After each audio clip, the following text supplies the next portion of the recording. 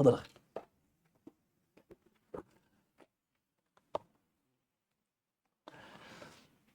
الحمد لله والصلاة والسلام على رسول الله وعلى آله وصحبه ومن والاه وما بعد. Mes chers frères, dans cette 21e journée du mois de Jumada al-Oula 1446, c'est-à-dire le 23 novembre 2024, nous nous retrouvons pour notre troisième séance dans la lecture du livre de Cheikh Al-Hafidh Al-Qutay'i Al-Baghdadi rahimahullah ta'ala, dans les fondements du droit islamique, c'est-à-dire livre intitulé Qawa'id al-Usul wa Ma'aqid al-Fusul. Toujours dans les débuts du livre et toujours dans les définitions principales des sujets abordés dans ce livre-là. D'ailleurs, je vous le dis tout de suite, Usul al-Fiqh, Usul al-Tafsir, al-Mustalah, c'est que des définitions. Ces définitions-là seront plus ou moins complètes ou complexes en fonction du niveau du livre et du niveau de l'élève. Donc, les choses qu'on a déjà vues et qu'on a déjà développées précédemment, je vous invite, pour ceux qui ne les comprendraient pas, de revenir au cours précédent. طيب تفضل يا شيخ. الحمد لله رب العالمين والصلاة والسلام على سيدنا وعلى آله وصحبه أجمعين. اللهم اغفر لنا ولشيخنا ولجميع المسلمين.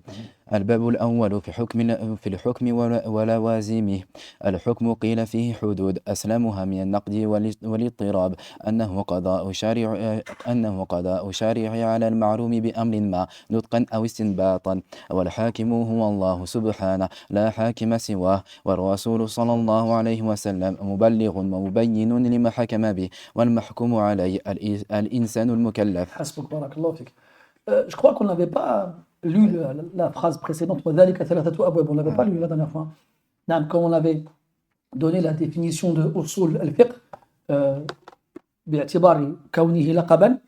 en le prenant comme non-appellation de cette science-là, les fondements de la jurisprudence, donc on prend les deux en même temps, ou bien indépendamment l'un de l'autre. Il restait une dernière phrase avant de passer au premier bab. C'était ذلك ثلاثة أبواب الباب الأول في الحكم ولوازمه. Donc il disait que cette définition-là, elle se retrouve dans trois choses, trois babs, trois chapitres, trois parties. Premier de ces chapitres-là, al-hukm wa lawazimuhu. Donc al-hukm, c'est le jugement. Donc l'auteur, rahimahullah, va le définir par la suite. Wal-lawazim, c'est ce qui en découle obligatoirement. Ce qui en découle obligatoirement. C'est le pluriel de lazim. D'accord. Et donc, qu'est-ce qui découle du hukm? Ce sont ces piliers. Les piliers du hukm, du jugement. Et il va l'expliquer par la suite, comme quoi ils sont au nombre de trois. Al-hakim, donc celui qui émettra le jugement, ce qui est Allah subhanahu wa ta'ala. Wal-mahkoumu fihi, c'est-à-dire celui sur qui le jugement va s'appliquer, c'est-à-dire la personne qui va être concernée, wal mahkoumu alayh, l'action qu'il va accomplir. Ça, on en reparlera après, bi'idnillahi azza wa jal. Donc, al-hukm, c'est ce qu'on traduit en français par le jugement. D'un point de vue linguistique, al-hukm en arabe, bima'na al-man'a, empêcher. Empêcher quelqu'un de faire quelque chose ou empêcher quelque chose de faire quelque chose. Et pourquoi on appelait le hukm jugement par rapport justement à son sens de base en arabe?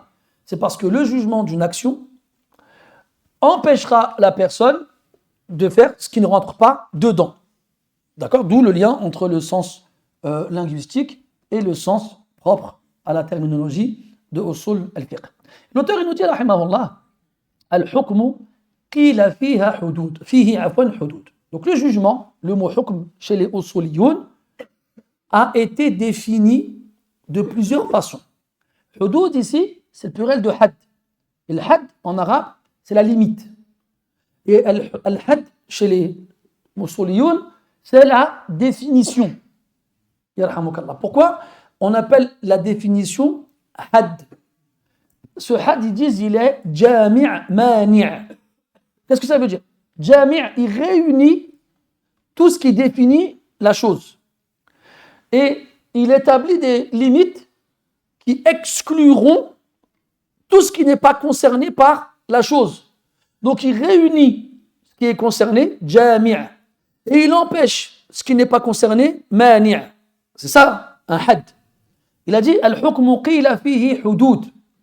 C'est-à-dire que les usuliyoun, les savants de ce domaine-là, ont divergé dans leur façon de définir le mot hukm, de plusieurs façons. Ils ont donné des définitions différentes. Il dit, aslamuha min al-naqdi wal-idtirab. Selon lui, ça c'est un hukm nisbi, c'est un jugement qui lui est propre. C'est son jugement à lui, il a regardé les différentes définitions données par les usuliyoun, et il a estimé que la définition qui était la plus préservée du naqd, c'est quoi le naqd? C'est l'annulation. C'est des définitions qui sont incohérentes, qui contiennent dans leur contenu, excusez-moi ce pléonasme, qui contiennent dans leurs mots quelque chose qui l'annule. Quelque chose qui l'annule. Et c'est quoi ces choses qui l'annulent? C'est de faire rentrer dedans ce qui n'est pas concerné par elle. Ou d'exclure de cette définition ce qui la concerne. Donc, il dit qu'il y a, donc en disant ça, il nous fait comprendre quoi? Qu'il a trouvé dans certaines définitions données par des usuliyoun, des définitions qui soit incluaient ce qui n'était pas concerné ou qui excluaient ce qui était concerné. Et donc, à ce moment-là, le had, il n'est pas complet. Et quand il dit l'ithtirab, c'est que l'ithtirab, c'est quelque chose d'instable, quelque chose qui se frappe, dont les parties se frappent les unes les autres, quelque chose qui n'est pas correct. Quand on dit mundabit, c'est quelque chose qui est bien construit, quelque chose qui est rationnel et dont les parties ne sont pas incohérentes. Mathalan, il donne un exemple, il est mantiqi. Ils disent que l'être humain, c'est comme ça qu'ils définissent l'être humain chez les mantiqiyoun, les rationnels. Hayawanun na'atiq. Al-hayawan, en arabe, on le traduit comme étant l'animal. Mais en vrai, le hayawan, ça tire de son origine du mot haya, qui veut dire la vie. C'est donc ce qui est vivant. Wa inna al-akhirata lahiya al-hayawan, al-hayatul kamila. Donc ce qui est vivant, on l'appelle hayawan. Wa bihada al-i'tibar, al-insan hayawan. Et par rapport à cela, si quelqu'un te demandait de définir c'est quoi un être humain, et tu lui dis c'est un hayawan, c'est un être vivant, est-ce que ton ta'arif il est mundabit, il est complet? Il ne l'est pas. Pourquoi? Parce que cette définition-là s'applique à tous les êtres vivants. Donc à ce moment-là, la chauve-souris c'est un être humain, le ver de terre c'est un être humain. C'est faux. Il a dit, l'autre partie de cette définition c'est na'atiq. Qu'est-ce qui va distinguer l'être humain en tant qu'être vivant du reste des êtres vivants? Qu'il est na'atiq, qui parle. Mais si je dis que l'être humain, c'est quelqu'un qui est na'atiq faqat, est-ce que ça suffira? Ça ne suffira pas non plus. Il faut que les deux ils soient complets. Donc en gros, al-mundabit alladhi yaslamu min al-intiqad. Donc le naqd, ce qu'on a traduit par l'annulation, c'est qu'il ne soit pas complet dans le sens où il a inclus ce qui n'est pas concerné ou il a exclu ce qui est concerné. Al-ithtirab, l'instabilité, c'est l'absence d'éléments qui nous permettraient d'avoir une définition complète. Donc il nous dit qu'il y a beaucoup de définitions qui ont été données pour le mot hukm. Selon lui, celle qui est la plus préservée de ces choses-là, c'est quoi? Qada'u ash-shari'i 'ala al-ma'lumi bi amrin ma nutqan aw istinbata. Il a dit que c'est le qada'. Le qada', qu'on traduira donc en français ici par la décision ou le jugement. Dans le Coran, le mot qada a plusieurs sens. Le mot qada peut signifier ordonner. Wa qada rabbuka alla ta'budu illa iyyah. Ordonner. Ton Seigneur a ordonné que vous n'adorerez que lui. Le verbe qada peut aussi signifier l'information. Allah dit dans le Coran وقضينا إلى بني إسرائيل لتفسدن في الأرض مرتين. Il a dit قضينا إلى. طيب. Nous avons informé les fils d'Israël qu'ils semeraient le désordre sur terre 2 fois. Il y a qada بمعنى خلق, créé. كقوله تعالى فقضاهن 7 سماوات. Il les a créés en 7 cieux. Et les 7 cieux, il en a fait 7.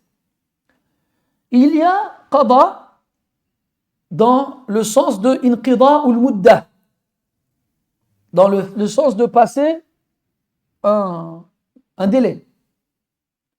C'était quoi l'exemple déjà? فلما قضى موسى الأجل وما أشبه ذلك إلى غير ذلك. Le qada, c'est un terme en arabe qui a plusieurs sens.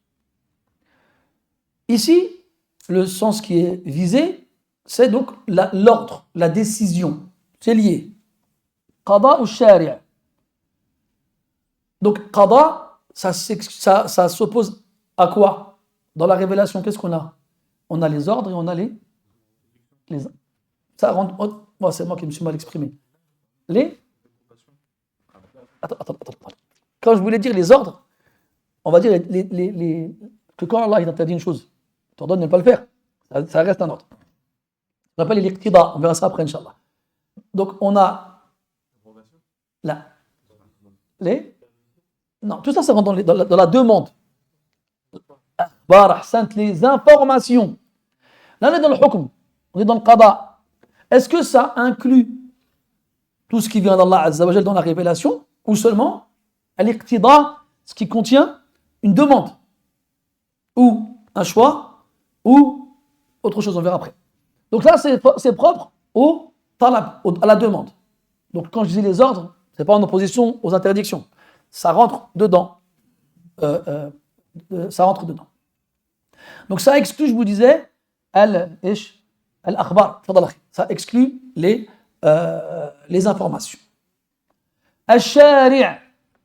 Al-shari' c'est le législateur. Et l'auteur, il va dire après, al-shari' huwa Allah, Azza wa Jal. Al-hakim, le shari', celui qui est à l'origine de la législation, c'est Allah Azza wa Jal, c'est lui qui légifère. Subhanahu wa ta'ala. Allah il dit dans le Coran, am lahum shuraka'u shara'u lahum min ad-din ma lam ya'dhan bihi Allah. Ont-ils des associés qui leur ont légiféré dans la pratique ce qu'Allah n'a pas permis? Donc Allah c'est le shari'. Est-ce qu'on a le droit de dire que le prophète alayhi salatu wasallam est aussi un shari'? Non. An-Nabi sallallahu alayhi wa sallam muballigh anillah.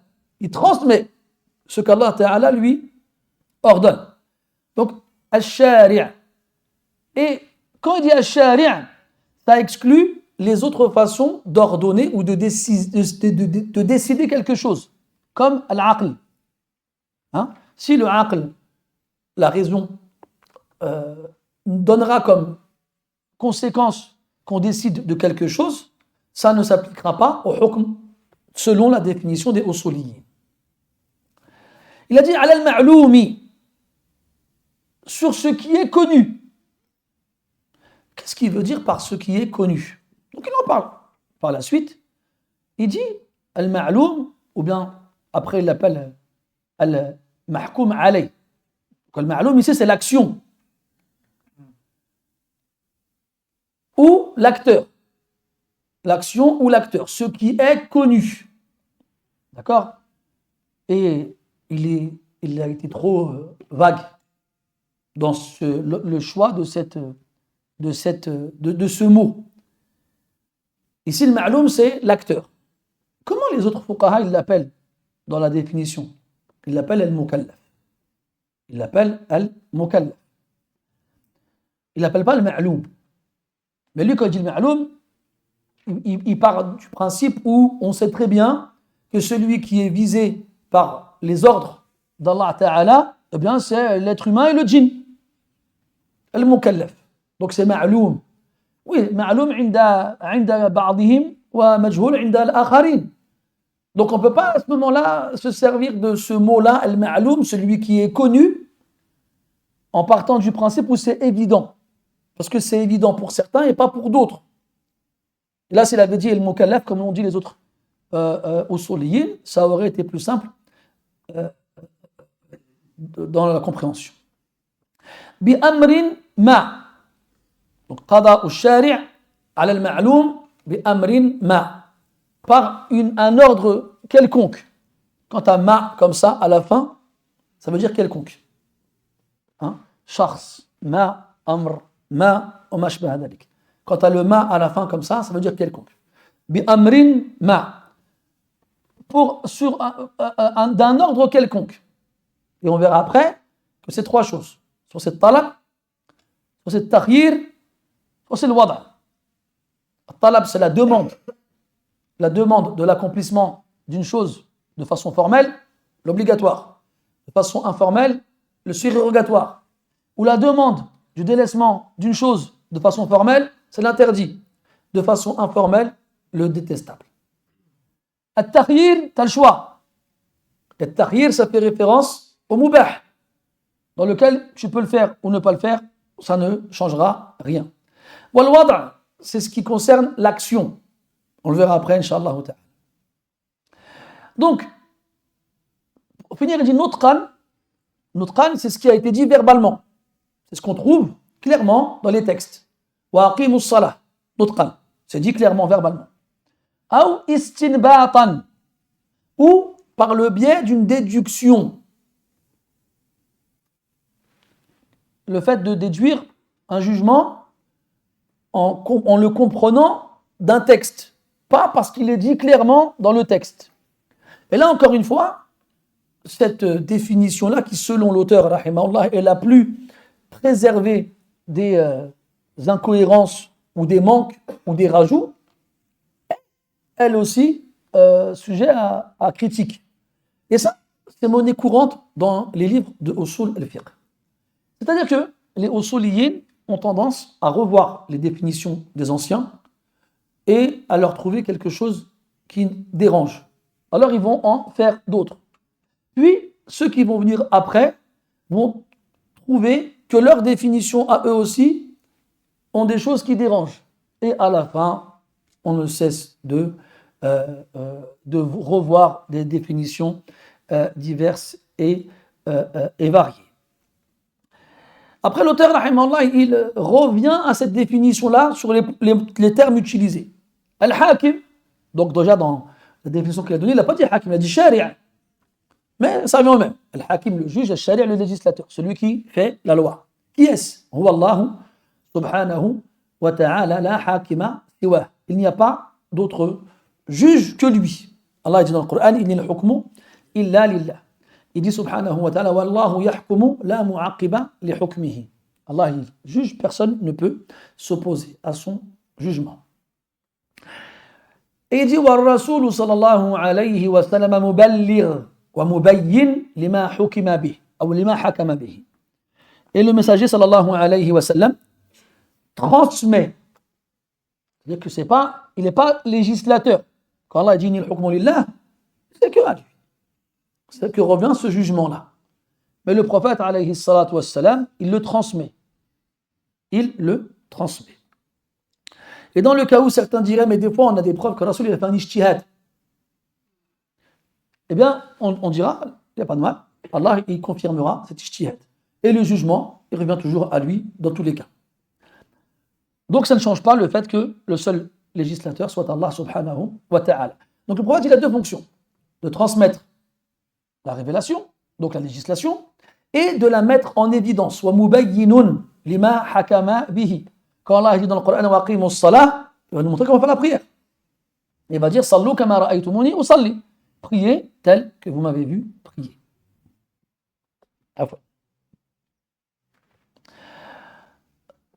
Wal mahkumu alayhi huwa al-insan al-mukallaf. Donc on a dit tout à l'heure, il a dit al-ma'loum, celui qui est connu. Parce que c'est évident que celui à qui s'adresse l'ordre, c'est celui qui est responsable de ses actes. Al-mukallaf. Celui qui réunit donc deux choses, al-aql wa al-bulugh, la raison et la puberté. Et il a dit l'insan. L'insan, c'est l'être humain. Mais, en termes de taklif, il n'y a pas quelqu'un avec l'être humain? Il y a le djinn. Donc, l'insan, c'est un problème. Parce qu'en disant l'insan, tu exclus l'autre créature dans laquelle se retrouvent ces deux choses-là qui sont l'aql wal boulour et qui font d'eux des êtres responsables de leurs actes et donc concernés par l'ordre divin. Donc, le mot insan ici est à revoir encore une fois. Al-Muhim, t'as lu après, hein? Non, t'as pas lu. Non. Donc là, l'auteur, rahimahullah, il a défini le hukm et il a développé les parties du hukm. C'est-à-dire, al-hukm qada'u al-shari'i ala al-ma'loum bi amrin ma nutqan wa istinbata. C'est le jugement du législateur sur celui qui est connu d'un ordre quelconque, verbal ou déduit. Et ensuite, il reprend les parties. Le législateur, c'est Allah Azza wa Jal. Le ma'loum, c'est al-mahkoum alayh, celui sur qui le jugement s'appliquera. Et il a dit aussi, al-mahkoum fihi, c'est l'action sur laquelle le jugement, qui sera concerné par le jugement. Donc ce qu'on va retenir ici, c'est quoi?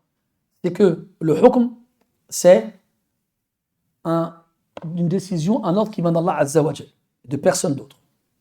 Et si on a des ordres dans la sunna, c'est parce que prophète il a reçu l'obligation de transmettre la révélation. Donc on n'est pas en train de dire que c'est que ce qui est dans le Coran qu'on va devoir appliquer. Non, dans la sunna aussi. Mais le prophète il nous l'a transmis et il nous l'a mis en évidence. Mais ça ne veut pas dire que ça ne vient pas d'Allah Azza wa Jal. Ça vient toujours d'Allah subhanahu wa ta'ala.